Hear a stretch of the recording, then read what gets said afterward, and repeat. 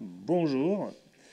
C'est super sympa au bout d'une longue journée d'être celui qui prend la parole à 18, non, bien 17 heures comme 18e de la journée. Je vois que la tension est au niveau, on est plein d'énergie, ça c'est super pour un début. Peut-être pour lancer un peu, j'ai une question. Est-ce que vous pouvez me dire qui n'est pas fatigué ne lève pas la main? Ah, pas facile. Bon, je vois juste le niveau.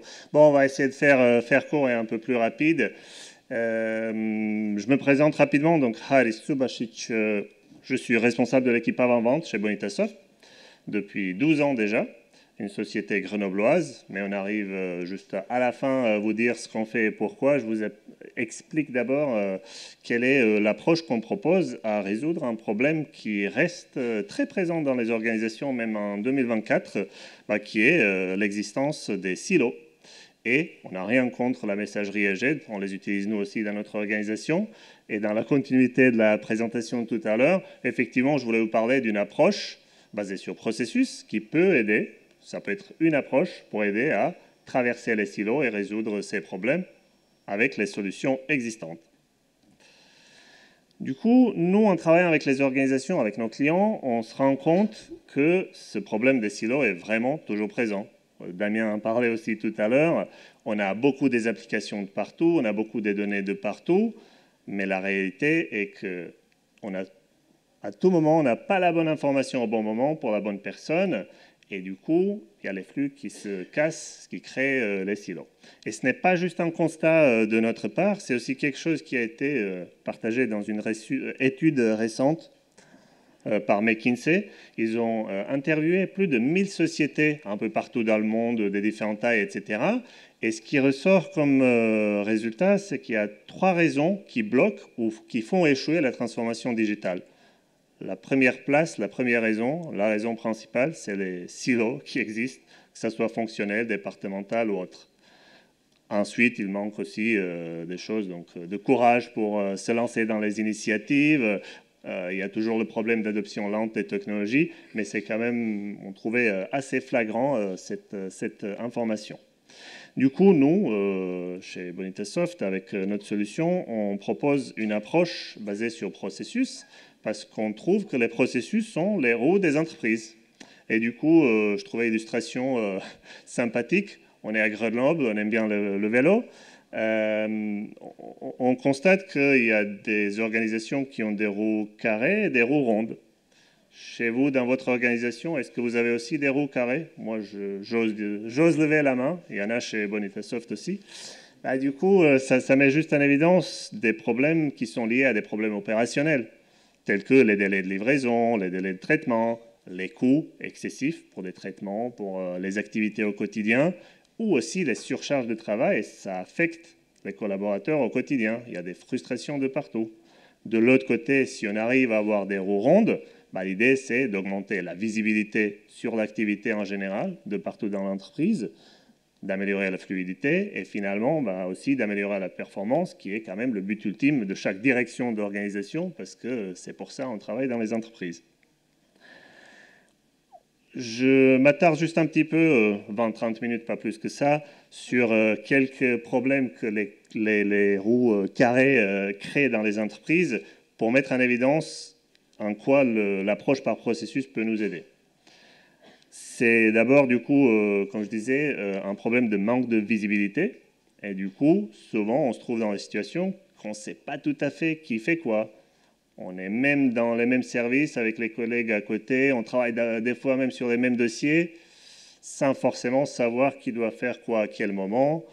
On ne sait pas très bien à quel moment commence un processus, une procédure, où est-ce que ça se termine, qui doit faire quoi ensuite. Et surtout, on ne sait pas où on en est sur un dossier. De l'autre côté, Damien en a parlé aussi tout à l'heure, on a des problèmes de communication inefficaces. Vous avez tous des collègues qui vous envoient des petits Slack pour vous dire qu'ils n'ont pas réussi à vous joindre, mais qui vous ont laissé un message avec un mail qui vous a... On partage, on démultiplie des infos de partout, mais ça manque de fluidité. Et du coup, d'un côté aussi, on a ce décalage entre ça dépend de type et de taille d'organisation, mais le décalage entre les objectifs métiers, avec le ROI, et de l'autre côté, ceux qui portent les projets et qui parlent de la valeur technique ajoutée. Donc on n'arrive pas à rejoindre les bouts pour améliorer la performance. Et après, il y a un autre aspect aussi à ne pas négliger, qui est l'absence de standardisation. On peut avoir des procédures ou des idées sur comment faire des activités, mais sans une approche commune, on n'arrivera pas à faire tout le monde travailler de la même façon. Chacun va interpréter les choses de sa façon, et du coup, avoir simplement de la documentation, est-ce que ça va vraiment nous donner tous les moyens pour assurer et uniformiser l'exécution des processus? Du coup, l'approche que nous on voit qui peut aider pour transitionner vers les roues rondes, elle passe par deux disciplines, deux choses. C'est une roue ronde déjà, comme l'approche, qui n'a pas forcément ni début ni de fin. C'est aussi une idée de l'approche d'amélioration continue, mais qui réunit du coup deux disciplines. D'un côté, ce qu'on appelle Business Process Management, ou la gestion des processus métiers, et de l'autre côté, l'approche de Process Mining, qui vont du coup se joindre pour donner cette synergie et essayer de fluidifier les choses. Donc d'un côté, avec BPM, l'idée c'est d'avoir un langage de processus commun. Je vous donne un exemple juste après, qui va être visualisable, facile à interpréter, qui va parler à tout le monde et qui sera aussi exécutable. Ça ne restera pas seulement une documentation, mais on va passer à l'action avec. On va pouvoir tracer ce qui se passe avec le but de collecter des données, mais des données structurées d'une certaine façon pour qu'on puisse, suite à la collecte, les analyser, anticiper ce qui peut arriver en termes de traitement des activités et bien sûr pouvoir les améliorer. Et c'est ce qui fait les roues rondes qui tournent. Du coup, plus en détail en termes de solutions, qu'est-ce que ça peut être? Donc, bien sûr, je vous parle de Bonita, mais ça reste assez générique parce qu'on parle surtout d'approche par les processus. Là, on a quand même un point de départ, c'est pour ça que j'ai mis les nombres des étapes. On peut commencer effectivement par une étape de conception. On va pouvoir créer des diagrammes. Je vous montre l'exemple juste après, qui nous aide à mieux comprendre ce qu'on a envie de faire. Ensuite, on peut passer à l'action, donc utiliser des outils informatiques pour mettre en place et construire donc des applications pour les utilisateurs finaux, laisser les utilisateurs exécuter les processus au quotidien, et après, avec les données collectées, on va pouvoir les analyser afin d'améliorer et continuer dans les itérations. Donc c'est ça, l'approche par les processus. Pas si compliqué que ça. Après, donc quelques focus juste sur 2-3 étapes clés pour donner un peu plus du concret. Je parlais de la possibilité de standardisation, donc autour de la discipline de BPM, donc de gestion des processus métiers, il existe un standard BPMN qui, du coup, définit de façon graphique des éléments d'un processus, d'une procédure, tels que le pôle qui définit un processus, le lane qui clarifie qui doit faire quoi dans un processus, et après des événements de début, de fin, des tâches humaines, des tâches automatiques, etc. Du coup, si on utilise ça, on peut arriver à, ça c'est juste un exemple, d'un processus que pas mal du monde a utilisé au moins une fois dans sa vie, l'octroi d'un prêt chez une banque. Et vous savez aussi qu'il y a des banques avec des roues carrées, des roues rondes. Vous avez sûrement vécu ça.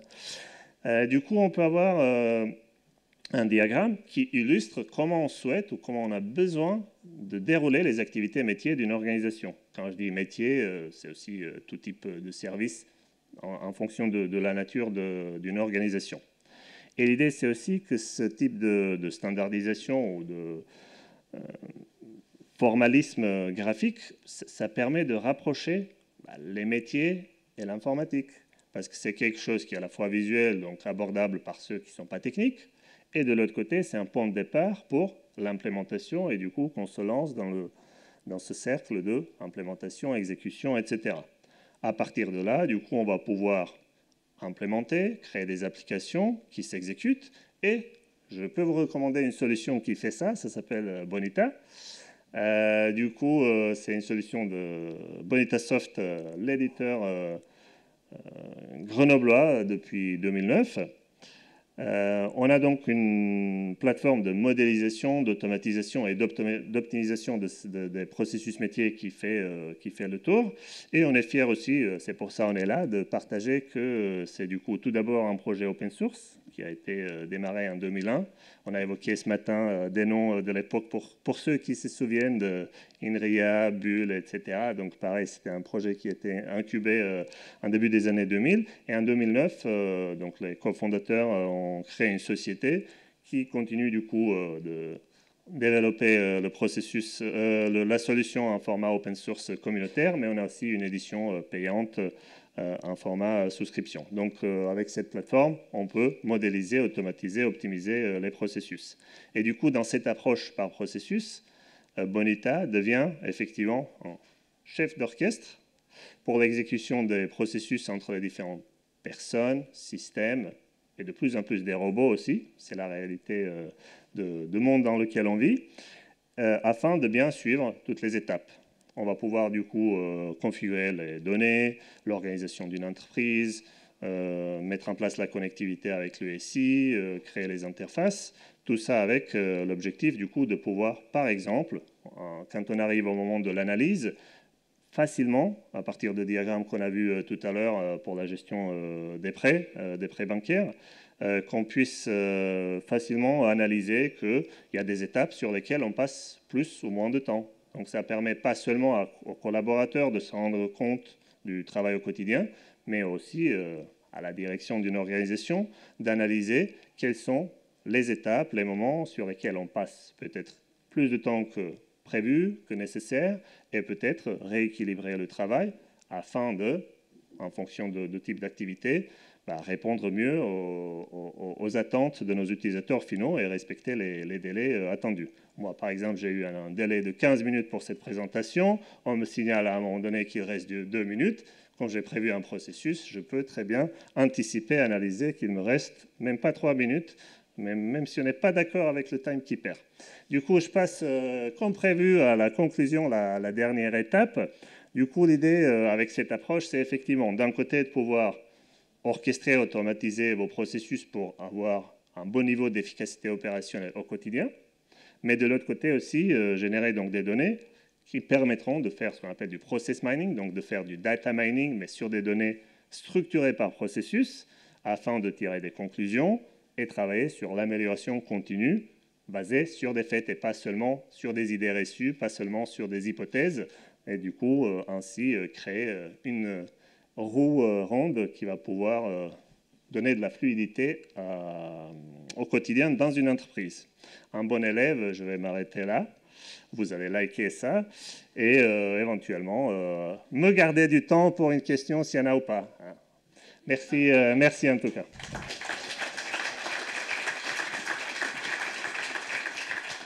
Bravo. Bravo pour le timing. C'est bien apprécié à 17h de ne pas tarder. Hein? Donc il reste 2 minutes pour des questions éventuelles. Sinon, je peux combler les 2 minutes, mais allez-y s'il y a des questions. Ou on rattrape le temps on rattrape, sur sinon, l'agenda, je vais profiter juste la page de pub de la fin. Donc non, c'était juste le lien vers notre site web, bien évidemment. On est aussi au stand avec mon collègue Laurent. On a parlé avec certains parmi vous dans la journée. Donc voilà, n'hésitez pas à explorer, regarder et en discuter avec vous. Eh bien, merci beaucoup. Merci encore.